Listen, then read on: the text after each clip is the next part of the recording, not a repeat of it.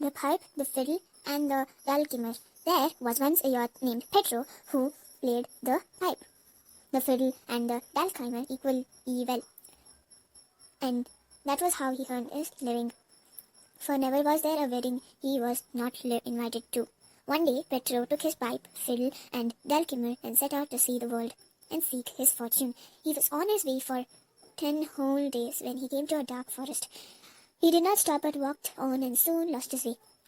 He wandered in the forest for a whole day and a whole night, but could not find anything on the road. On the third day he came onto a wide glade where stood a lone hut. "Here, there is anybody there?" he called. No one replied, and Petro went inside. Being very hungry, he sat down on the table and waited for someone to come and give him something to eat. No one came, but all of a sudden, plates and bowls of food appeared on the table. Petro ate with great appetite and polished off everything. After that, he laid down on the bed and fell asleep. He was up in the morning, ate again and again, went to sleep. And it was only after he had a good rest that he decided to have a look around the hut. He found that there were many bright, nice furnished rooms there, but they all stood empty. It was only in the 11th room that he saw a man and a woman, both of them old and blind. "Who is here?" they asked. The Petro told him who he was, and the old man said, "We need someone to herd our goats. Would you like to work for us?" "I don't mind," said the youth. He went to the barn. He saw that there was a fence around it with a human skull crowned each stick. The hair on Petro's head stood on an end. "The devil's been at work here," he said to himself. A little white goat came up to him and said in a human voice, "When you go out to pasture the flock, don't forget to take along your pipe and the old man's sword." The following morning, Petro took the pipe and the sword and drove to the goats to pasture. The goats began nibbling the grass and leaves. Petro had just sat down on the ground and yawned sleepily when the white goat came up to him again.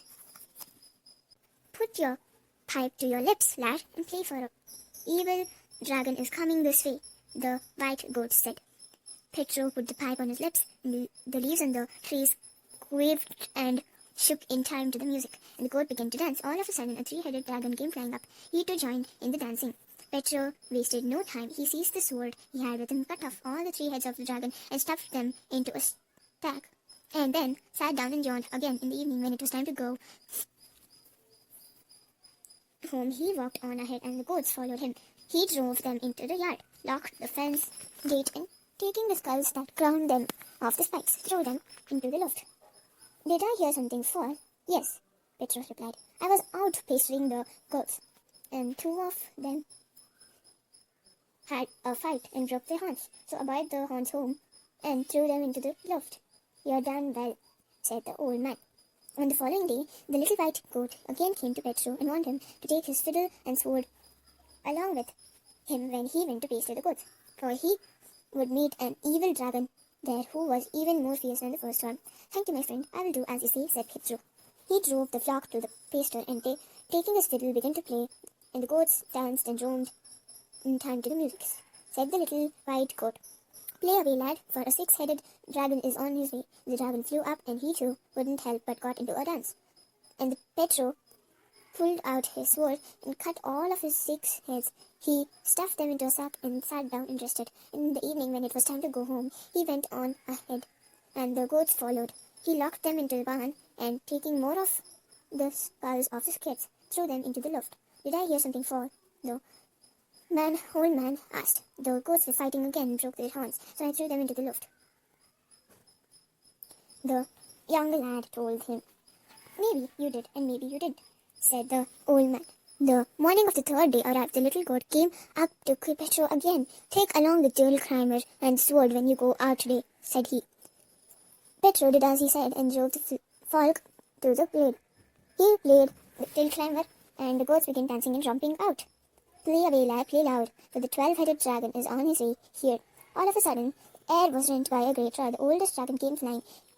He was about to hurl himself at Petro, but he couldn't help it and began dancing instead. And Petro pulled out his sword and struck away the dragon's heads. He put off 11 of them one by one, but he only guessed the 12th. Seizing it and holding it in his ear, he asked the dragon where the eyes of the two people in the hut were hidden. In the cave, the dragon replied. Petro cut off his 12th head and the last head, and stuffed all 12 in a sack fastened in the cave. He found 2 pairs of eyes and also a jug of healing in another living water. He took them outside and sat down to wait. Evening came, he set out with the goats. They were soon there and locked the goats in the barn. Threw the dragon's 12th head into a loft and came into hunt. Did I hear something fall? Yes, I threw the goat's horns into the loft. Petro replied. Yes, I threw. Maybe you did, and maybe you didn't, said the old man. He and the old woman were much shocked that Petro was still alive, for the dragons had done away easily with all who had come before him and had crowned spikes with their skulls. Petro moved closer to the light. Come here, Grandma, Grandpa, where I can see you better, he said. They came up to him, and Petro put the old man's eyes back into their sockets and sprinkled them with some healing and living water. And then he did the same with the old woman, and they both could see again. The old man and the old woman thanked Petro for giving them back their sight and told him that everything that he was in the house was his, but there was a evil gleam in his eyes that frightened the earth. And indeed, little as he knew, he had the reason for it, for the two were wicked sorcerers. The old man and the old woman went off to the forest. Finding himself alone, Petro decided to go round the house and look into all the rooms again. He went for the room, and when he came to the 12th room, where he had not been before, he was nearly blinded by the bright things that filled it. There was a diamond horse saddled with a golden saddle there, and near it laid some handsome garments studded with pearl and gems. Petro put them on, but when he started to lead out the horse, it said to him, human voice, Tell me, what do you do? Shall I or shall not hit the threshold with my hoof as I got out? If I don't, I will drop dead, but if I do, the old man will hear me. Go ahead and strike the threshold. The horse did as he said. The old man heard it and said to the old woman, Let's go, old woman, for our house is about to run away. They went back to the house, but the horse was gone and so was Petro. So the old man got a spade and called out, Let's go, spade. And the old woman got a broom and called out, Let's go, broom, and away they went after him. On and on they flew for a long time and were about to overtake them, but Petro, who had been told what to do by the horse, called out, Stop, spade, stop, broom. If you don't, the diamond horse will burn you to a cinder. Spade and the broom stood still and would not move a step further. They rushed home, and the old man got on a tomcat and called them. Let's go, cat, said the old woman.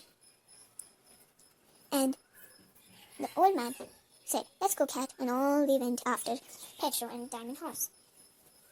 But just as they were about to overtake them, Petro glanced back and cried, Can you hear me, cats? It was I who told and threw the dragon's 12 heads into the loft for you to eat, and I will treat you to even nicer things if you don't turn great and so fast. So the two cats began running slowly as if they had not had anything to eat for 3 whole days. The diamond horse sent a spurt of flame at the old man and the old woman, and they caught fire, and before a minute were burnt away, and only a tiny whiff of smoke was left to show where they had been. Petro rode on to the diamond horse. He came to the star's palace and married the Tsar's daughter. And oh, how merry their marriage was! For he brought out his pipe, his fiddle, and his dull glimmer, and played away for the vast enjoyment of his guest.